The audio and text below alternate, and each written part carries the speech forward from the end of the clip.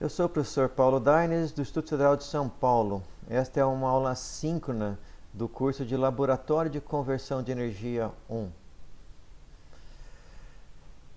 Bom, na última aula a gente abordou a máquina trabalhando no modo gerador, com diversos tipos de autoexcitação. Hoje nós vamos ver aí a máquina trabalhando no modo motor, certo? Também com diferentes tipos de excitação e vamos tentar entender a vantagem e desvantagem de cada um e como a máquina se comporta nessas condições. Então eu vou começar aí compartilhando o meu vídeo.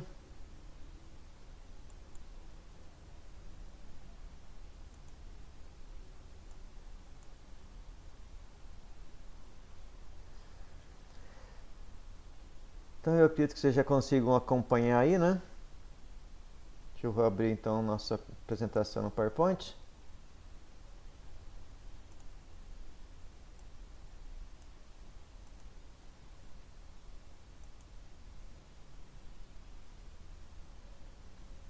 Então essa é a experiência 11, né? Então nós temos de novo, relembrando aí, o modelo das equações mecânicas da nossa máquina. Então, se a máquina opera no modo motor, o torque eletromagnético é positivo e tem o mesmo sentido da rotação. Ou seja, se eu coloco um torque positivo, a minha máquina acelera. Se eu diminuir o torque, a tendência da máquina é diminuir a velocidade. No modo gerador, a situação é invertida. Foi o que nós trabalhamos na aula passada, mas hoje o nosso foco é motor. No modo gerador, só relembrando, o torque eletromagnético ele se opõe ao movimento da máquina. E é uma fonte mecânica externa que fornece energia para que o motor gire. Mas hoje nosso foco vai ser motor. Então, nossa equação básica aí, quando a máquina opera no modo motor, a tensão de terminal ela é maior do que a tensão induzida. Então, a tensão induzida mais a queda de resistência na resistência, a queda de tensão na resistência é que vai ser igual ao VA. Lembrando que o EA é o GAF e F velocidade mecânica.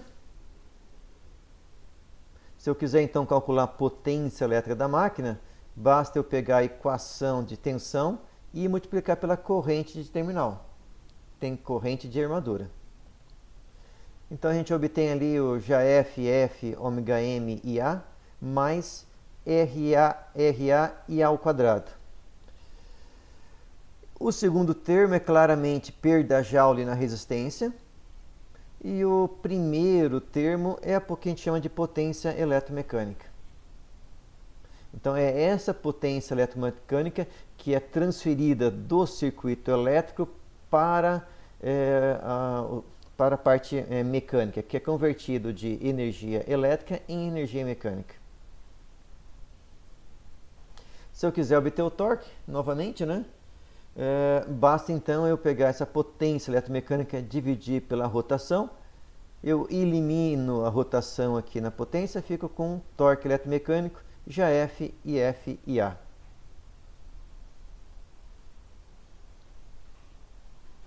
Opa, foi muito rápido, hein?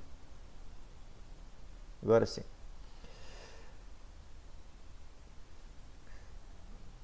Então, lembrando agora o circuito elétrico, relembrando novamente, nós temos então o circuito de campo e o circuito de armadura. Se nós então inserirmos corrente no circuito de campo, então notem que sempre quando eu estou mostrando aqui as equações, principalmente na excitação em separado, a primeira coisa que nós fazemos é energizar o circuito de campo.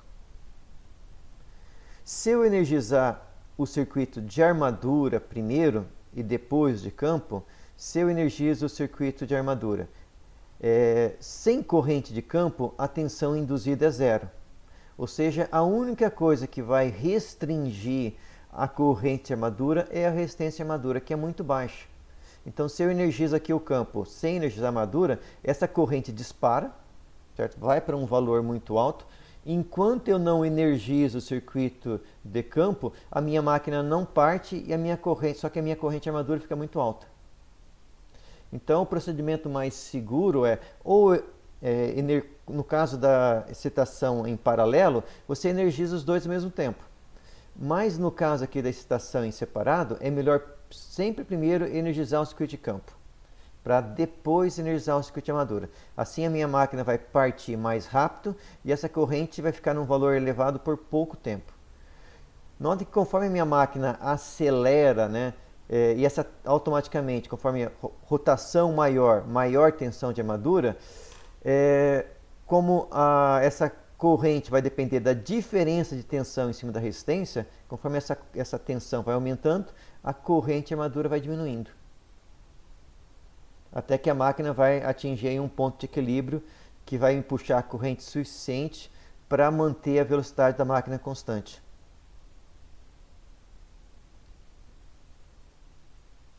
Então, motor aí com excitação separada, a gente já tinha visto, né? É um modo, digamos assim, mais flexível de estar energizando a máquina. A desvantagem é que eu preciso de duas fontes de tensão, certo? Eu preciso de uma fonte de tensão para o circuito de campo e uma outra fonte de tensão para o circuito de armadura. Assim eu posso controlar de forma independente tanto a corrente de campo quanto a corrente de armadura. Então a próxima modo aí de estar energizando a minha máquina, né, é pegar o meu circuito paralelo de campo e ligar em paralelo com a tensão de entrada. A vantagem desse tipo de excitação é que eu só preciso de uma tensão, certo? Só preciso de uma fonte de tensão. A desvantagem é que ambas as correntes ficam dependentes dessa tensão de entrada. Eu não consigo controlá-las de forma independente. Mexer na tensão de entrada, eu mexo nas duas correntes. Em geral, para que nós ainda tenhamos algum controle sobre essa corrente de campo, em geral se coloca um reostato em série, certo? Então, em série com RF, com a minha bobina de campo, nós colocamos um reostato para que eu possa variar esse reostato e conseguir ainda controlar a minha corrente de campo. Lembrando, né, sempre, né, que no modo motor, tensão de terminal é maior do que a tensão induzida. Automaticamente a corrente de armadura está entrando na máquina.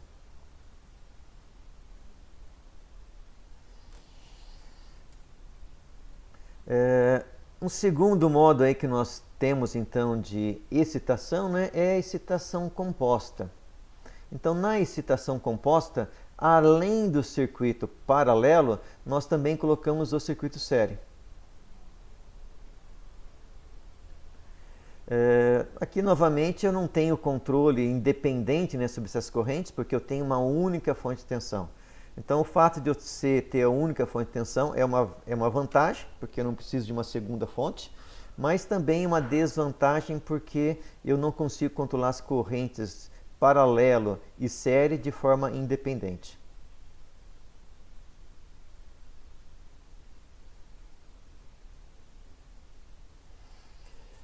Tranquilo até aqui, pessoal? Estão conseguindo acompanhar? O áudio e o vídeo estão ok?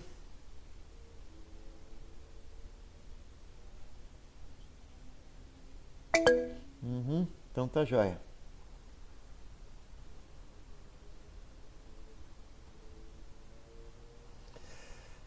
Bom, na excitação em separado, então só relembrando, né? VA é igual a tensão induzida, que é o GAF e F ômega M, mais a queda de tensão na resistência à armadura. E o torque eletromagnético é simplesmente GAF, IF e A. Então, eu tenho aqui uma alimentação para o circuito de armadura e uma outra alimentação para o circuito de campo. Automaticamente eu consigo controlar essas duas correntes de forma independente. Já quando eu vou fazer a excitação em paralela, essas duas equações continuam válidas, certo? Só que agora a minha tensão de campo também é a tensão de armadura. Então a minha corrente de campo também depende da tensão de armadura.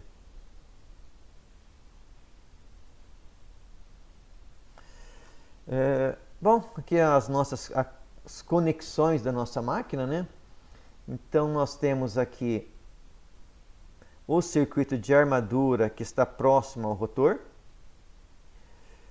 Temos também o circuito de campo que está no estator, as bobinas F.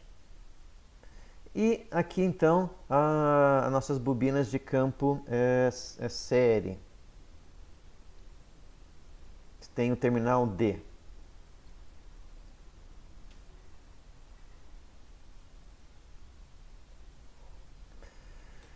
Bom, como que são as ligações aí nesse experimento, né? Então nós precisamos excitação separada ou independente, né? Nós precisamos de duas fontes de tensão, certo? Então no laboratório nós temos uma fonte que é regulável. Essa fonte pode variar de 0 a 40 volts em uma das escalas.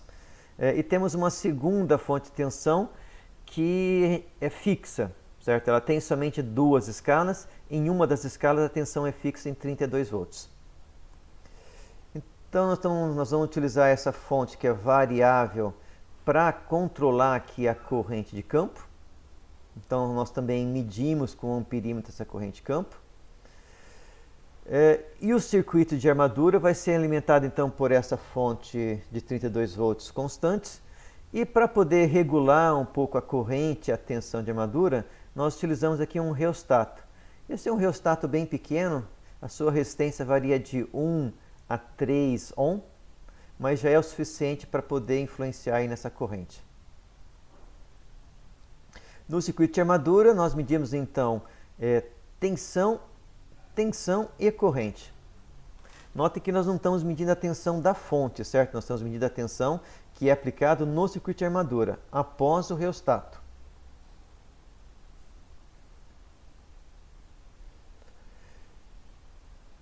Na excitação paralela, nós simplesmente então removemos esse circuito da nossa fonte variável e vamos conectá-lo na mesma fonte de alimentação do circuito de armadura.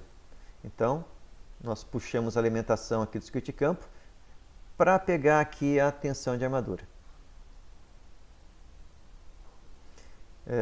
Então notem que essa fonte de tensão agora ela alimenta o meu circuito de campo e ela também alimenta o circuito de armadura. Bom, vocês devem ter notado no slide anterior, eu vou voltar para o slide anterior novamente, que essa fonte aqui chega até 40 volts. Como a resistência de cada uma dessas bobinas é de 20 ohm, então o somatório aqui dá 40, chegando em 40 volts eu consigo obter 1 ampere no meu circuito de campo. Já quando eu faço a ligação aqui em paralelo, utilizando a fonte de 32 volts, a corrente máxima que eu vou conseguir colocar aqui vai ser mais ou menos 0,8 ampere, ou seja, eu não consigo chegar com a mesma corrente, certo? Eu não consigo chegar aqui com a corrente de 1 ampere, devido à limitação aqui da minha fonte e a desvantagem que eu comentei para vocês de nós não podemos controlar de forma independente as duas correntes. Bom, por último nós também temos a excitação paralela, quero dizer a excitação composta, né? Na excitação composta, além aqui do circuito paralelo, nós também vamos colocar aqui o circuito série. A intenção de adicionar o circuito série é que quando eu uso somente vou voltar aqui para o paralelo, tá? Quando eu uso somente o paralelo, conforme eu puxo corrente aqui da minha fonte, a tendência é a fonte perder um pouco de tensão. Se a fonte perde a tensão, automaticamente essa minha corrente de campo também diminui, certo? Então nesse modo aqui paralelo, a queda de tensão ela é maior do que quando a excitação é separada, porque na excitação separada eu consigo controlar melhor essa corrente, na excitação paralelo não. Então se eu puxo muito a corrente de A, a tendência é cair a tensão dessa fonte, também cai aqui a corrente de campo e eu perco mais velocidade. Já na excitação composta, eu posso utilizar o circuito série para tentar compensar essa queda na tensão IF, na corrente IF. Só que lembrem que esse circuito tem polaridade, certo? Dependendo da polaridade que eu usar aqui, ele pode ajudar ou pode atrapalhar, certo? Da mesma forma que nós vimos isso quando a máquina operava como gerador. Existia uma polaridade que eu colocava essas bobinas, que ele me mantinha a tensão do gerador mais estável. Se eu invertesse essa polaridade, esse circuito série ele fazia com que a tensão caísse mais rápido e ficasse menos estável. Então, para o motor, também temos esse mesmo problema. Dependendo da polaridade que eu ligar essas bobinas de campo série, elas podem me ajudar ou podem atrapalhar. Podem fazer com que a velocidade fique mais estável com carga, ou pode fazer com que a velocidade caia mais rapidamente com carga. Então, a intenção desse experimento, com a minha máquina com vários tipos de excitação, é variar a carga dessa vez, certo? Então, nós vamos usar a segunda máquina que está conectada no mesmo eixo da máquina de corrente contínua para impor uma carga no eixo. E foi variar, então, assim, a carga que nosso motor está alimentando. Então, na excitação em separado, nós ajustamos primeiro corrente de campo em 1 ampere. Então, lembrem, máquina com excitação separada, nós sempre primeiro ajustamos a corrente de campo, para depois alimentar o circuito de armadura. Outra coisa que é recomendado, como geralmente nós temos um reostato com circuito de armadura, é sempre partir a máquina com o reostato no máximo. Para que fazer isso? Para diminuir o pico da corrente de armadura. Se o reostato estiver no mínimo, a única coisa que vai limitar a corrente na partida é a resistência de armadura. Como essa resistência é baixa, a gente tem um pico de corrente muito grande na armadura. Então, partir máquina de corrente contínua com excitação em separado, primeiro ajustar a corrente de campo. Segundo, colocar um reostato que vem em série com a armadura no máximo. Aí sim eu posso energizar a minha máquina vai partir com uma corrente um pouco mais baixa. Professor, Oi, rapidinho, diga. sobre a resistência de armadura, geralmente é quanto essa resistência? Ela fica em que valor? No nosso laboratório, o reostato que a gente usa ali, ele varia de 1 a 3 ohm. É um reostato pequeno. Mas essa corrente de armadura, essa resistência de armadura, é meio ohm, certo? Então, com 3 ohm, você já está aumentando ela em 6 vezes. Isso faz com que a corrente partida caia 6 vezes. Já é um valor bem significativo de redução. Nota que esses 32 volts, se a resistência de armadura for meio ohm, a corrente vai ser 60 amperes de partida. Nossa, entendi. É, Interessante. com 3 ohm, essa corrente vai cair para 10 amperes. Ah, entendi, mas na hora do cálculo só usa uns meio ohms, né? Se for calcular a potência. Sim, sim. Porque em regime, o que nós vamos fazer? Nesse caso aqui, nesse experimento, a tensão vai ser ajustada em 25 volts. E nós estamos medindo a tensão de armadura depois desse reostato. Então, esse reostato serve para ajudar a controlar a tensão e a reduzir a corrente. Mas no experimento ele está do lado de fora dos cálculos, realmente.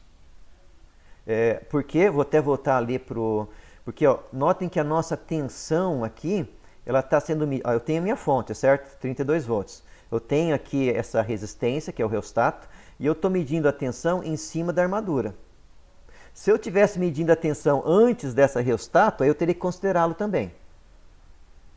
Mas como eu estou medindo a tensão aqui em cima da armadura, eu posso jogar fora. Certo? Ok, muito obrigado, professor. Por nada. A pergunta foi bem pertinente, tá? Isso, e podem perguntar aí a qualquer momento. Então, através do reostato, nós vamos então tentar controlar essa tensão em 25 volts e nós vamos variar a carga no eixo. Nós temos 3 configurações do nosso motor de indução que nós vamos utilizar para variar essa carga. Ela vai ser, como vamos chamar, de carga baixa, média e alta. Como vocês não estão estudando o motor de indução nesse semestre, até no final eu vou passar para a ligação que vocês fariam no laboratório, mas mais por curiosidade. Não se preocupem com o motor de indução que vocês vão estudar no próximo semestre. Em cada um dos casos, a gente mede então a tensão da armadura, corrente de armadura, corrente de campo e a rotação. Isso para excitação em separado, certo? Para excitação paralela, a diferença é que eu não consigo ajustar primeiro a corrente de campo. Então eu tenho aqui a minha fonte de 32 volts, mas eu posso botar o rheostato no máximo. Certo? Então de novo a gente parte com o rheostato no máximo. Depois da partida a gente ajusta a tensão de armadura em 25 volts através do rheostato e de novo a gente varia essa carga em baixa, média e alta. Sempre que eu vario a carga aqui, a minha tensão, conforme a corrente de armadura varia, nós também precisamos ajustar novamente essa tensão, certo? Porque sempre que eu puxo mais corrente de uma fonte, a tendência é a tensão cair. Como eu quero manter essa tensão no mesmo valor para, digamos assim, reduzir as variáveis aí, entender melhor a máquina, então a gente sempre tenta manter essa tensão em 25 volts. E medimos as mesmas variáveis, certo? A tensão de armadura, corrente campo e rotação. Lembrando, né, que como a tensão em cima do circuito de campo ficou menor, eu não consigo mais ajustar essa corrente em 1 ampere, eu vou ficar aí então com uma corrente campo um pouco menor.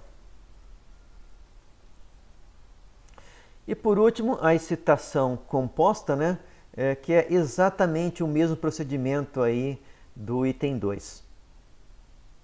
A diferença é que foi adicionado mais um circuito em série com o circuito de armadura, né?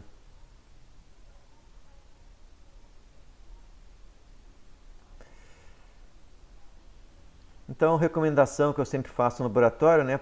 Partir o motor com o rheostato no máximo sempre, né? Rheostato de armadura sempre no máximo. Para quê? Para reduzir a corrente de partida.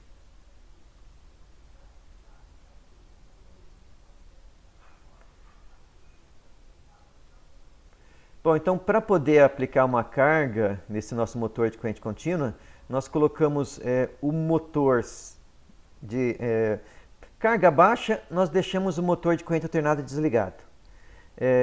Para colocar em carga média, nós usamos a ligação Y em cima desse motor. E para colocar carga alta, nós usamos ligação em delta. Esse motor CA ele vai funcionar como freio, certo? E ele deve estar funcionando no sentido oposto à nossa máquina de corrente contínua.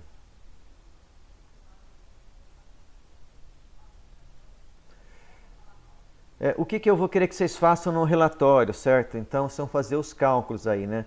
Bem parecido com o que vocês fizeram com o gerador, mas agora esse sinal que aparece nessa equação para calcular o EA está invertido, certo? Como o VA é maior que o EA, então eu tenho que subtrair agora por RAIA. Então, nós primeiro calculamos a potência, que é simplesmente a tensão de entrada vezes a corrente, a tensão em cima do circuito de armadura, né, vezes a corrente. Uma vez calculo o EA, certo?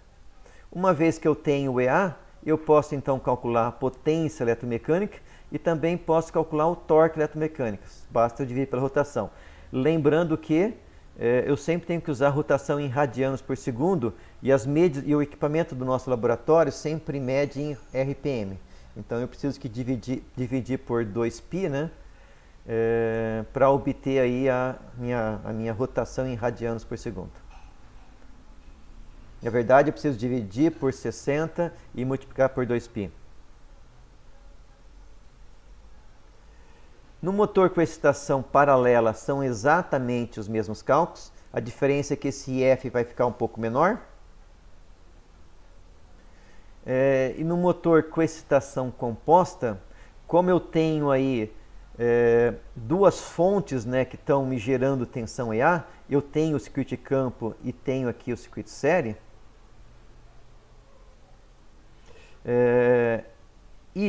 Ou então eu posso pegar a tensão de armadura e diminuir aí das resistências que eu tenho em série, né? Só que agora eu tenho duas resistências, a resistência RA e essa resistência que eu estou colocando RS, ela não é do reostato, tá?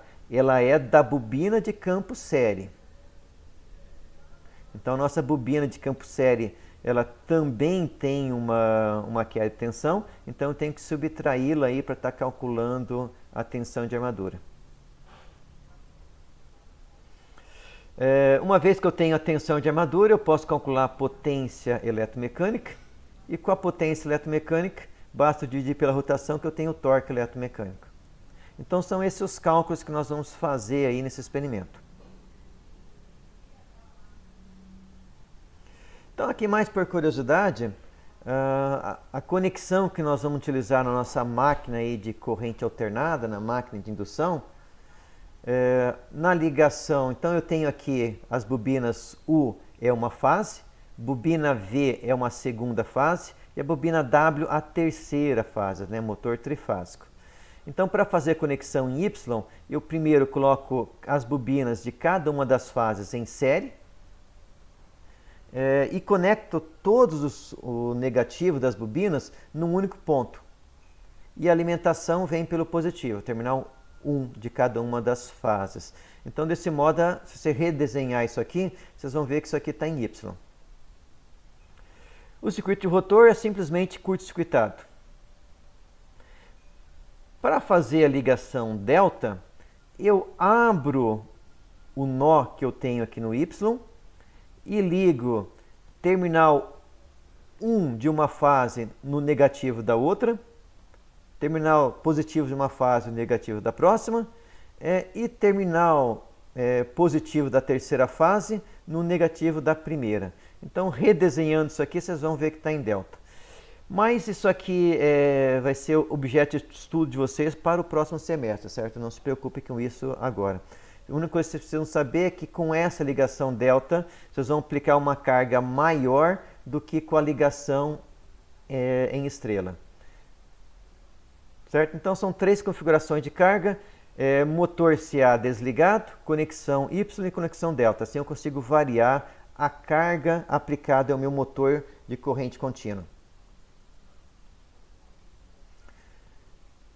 Bom, o que a gente espera desse experimento, né? Conforme nós aumentamos a carga em cima do nosso motor de corrente contínua, conforme nós aumentamos a carga em cima do motor de corrente contínua, o que a gente espera é que a corrente do motor aumente e a sua rotação caia. Na verdade, a corrente do motor vai aumentar porque a tensão, porque a rotação está caindo. Lembrem da nossa equação, né, que VA é igual a tensão induzida vezes a queda de tensão na resistência de armadura. Conforme eu aumento a carga no eixo da máquina, a tendência é a velocidade cair. Se a velocidade cai, a tensão induzida também cai. Eu vou voltar para as equações e vou compartilhar de novo aqui o vídeo, para a gente tentar entender isso aí.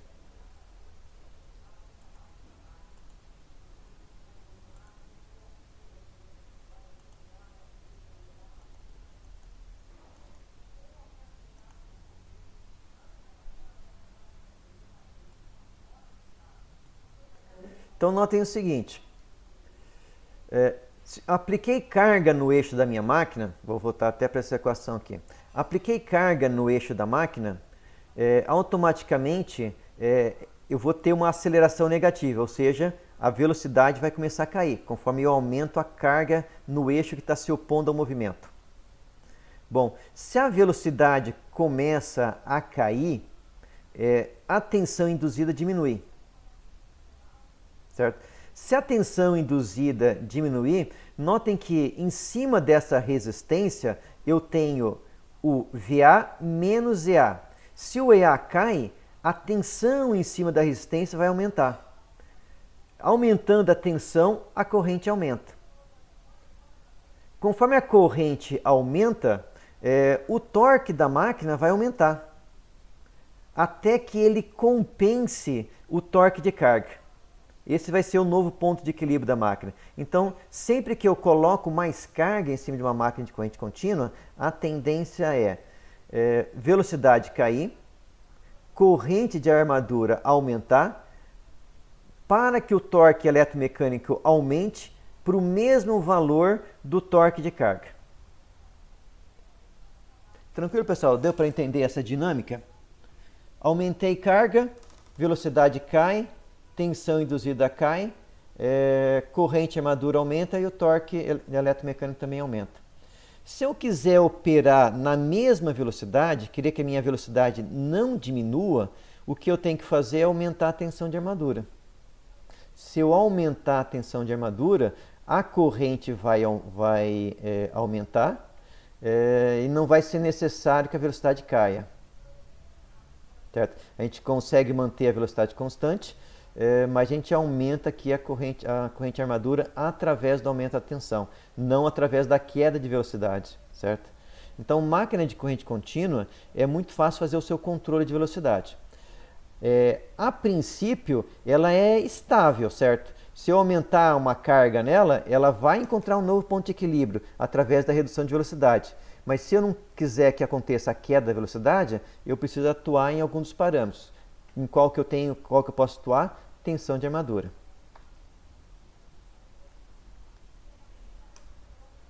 Professor, Oi. eu só não entendi a parte do motor CA aí. Qual que é a Certo. função dele? A função dele é variar a carga no eixo para nossa máquina, certo? Eu devia ter botado aqui nesse slide, eu não coloquei, né, porque tinha botado nos slides anteriores. Eu vou abrir um slide anterior para ver se eu tenho aqui o conjunto, certo? Para mostrar para vocês.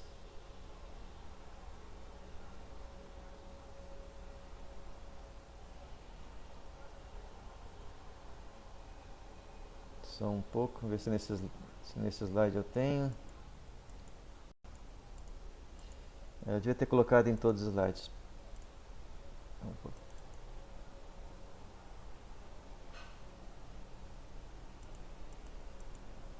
Mas para variar a carga aí, a gente não tem o reostato na armadura? Bom, para a máquina operando como gerador, sim, mas para a máquina operando como motor, a carga é o que está no eixo. Ah, tá. Então, aqui que eu tenho. Deixa eu ver se eu tenho esquema. Tenho tudo aqui.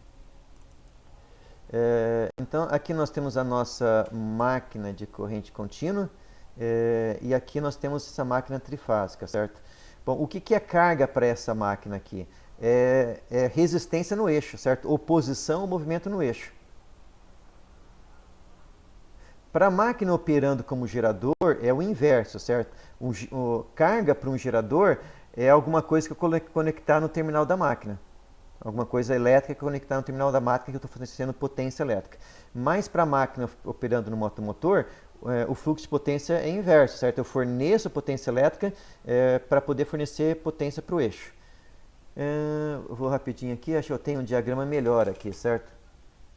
Aqui, no caso, a máquina operando como modo gerador, o sentido de potência é invertido, certo? Essa minha máquina trifásica puxa a potência da rede, fornece potência para o eixo.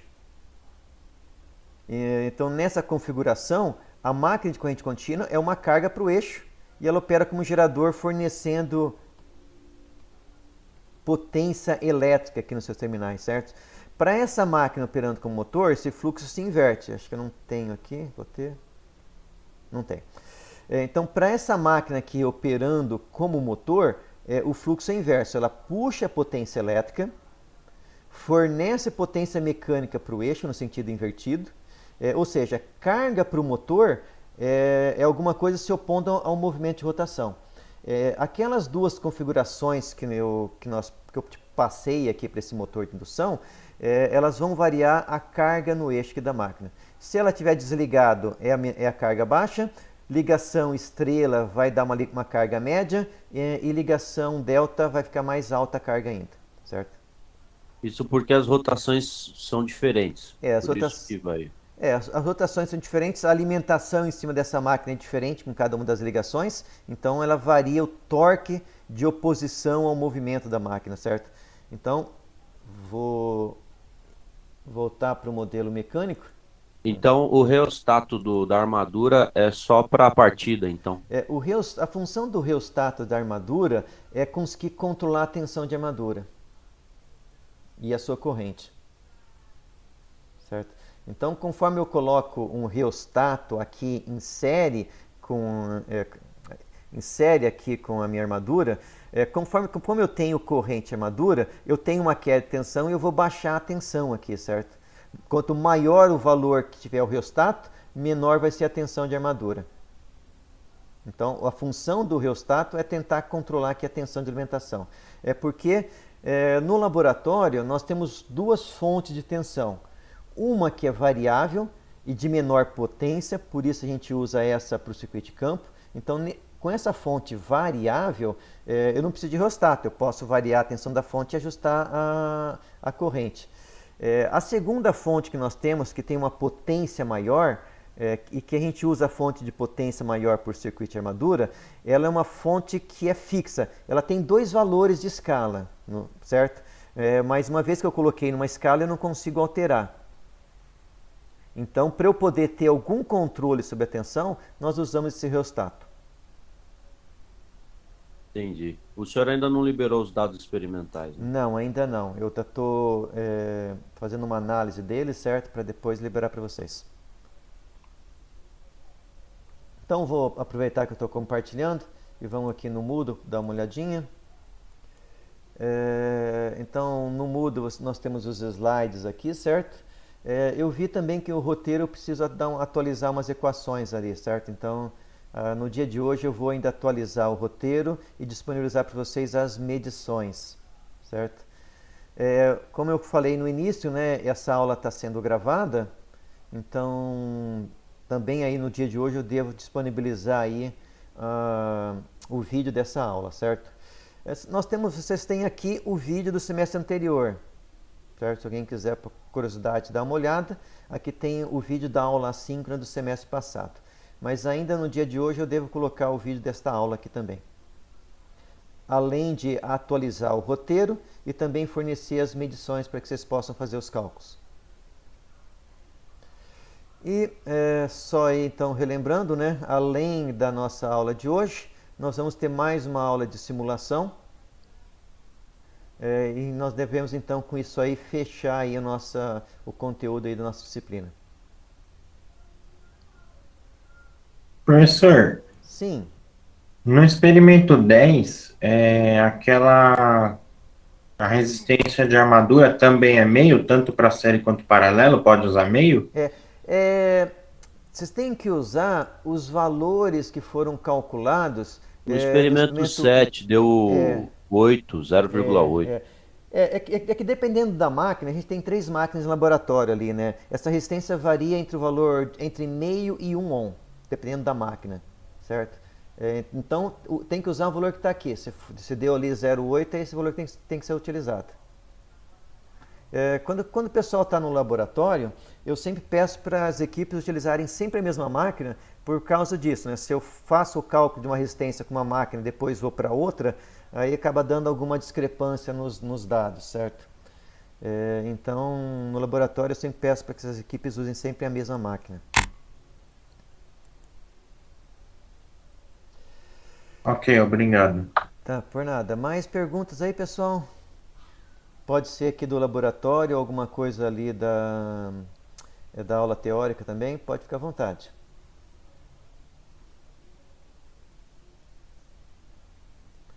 Sem dúvidas. Por enquanto não, geralmente as dúvidas acontecem quando o experimento tá rolando, Aham, tá tá, fazendo os cálculos. tá, joia. Então provavelmente vai surgir na segunda-feira aí algumas perguntas. Sem problemas. Então vocês podem fazer as perguntas aí no final da nossa aula, né, teórica, né, na semana que vem, ou na nossa aula aqui de laboratório mesmo também, né? Ou por e-mail, certo, pessoal? As dúvidas que eu conseguir sanar aí por e-mail também pode ser feito. Então tá, pessoal. Então estamos encerrando aí essa aula, certo? Nós nos vemos de novo aí semana que vem. Falou, professor, um abraço. Valeu, obrigado. Um abraço para todo mundo aí também.